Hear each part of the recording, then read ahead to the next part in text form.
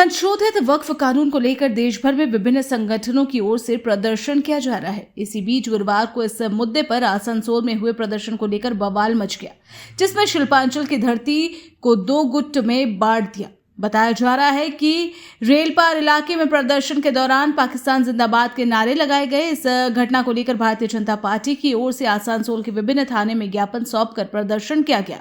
इसी कड़ी में भारतीय जनता पार्टी युवा मोर्चा की तरफ से अधिक मंडल के नेतृत्व में रानीगंज के थाने में ज्ञापन सौंपा गया। साथ ही कहा जा रहा है कि जल्द से जल्द भारत की धरती पर पाकिस्तान के गुणगान करने वालों को सजा दी जाए। पाकिस्तान जिंदाबाद के नारे लगाने वालों को देशद्रोही का मामला दर्ज करके कार्रवाई की जाए उन पर। कैमरामैन सोनू के साथ राजेश बर्मन की रिपोर्ट। গতকাল আসানসোলে একটা ওয়াকফ অ্যামেন্ডমেন্ট বিলের ইয়েতে একটা র্যালি বেরিয়েছিল আসানসোলে রেলপাত থেকে। সেখানে আমরা দেখতে পাই পাকিস্তান জিন্দাবাদ স্লোগান ওঠে সেই র্যালিতে। তার পরিপ্রেক্ষিতে আমরা আসানসোল জেলা জুড়ে যতগুলো থানা আছে বিজেপি যুব মোর্চার পক্ষ থেকে প্রত্যেক থানায় আমরা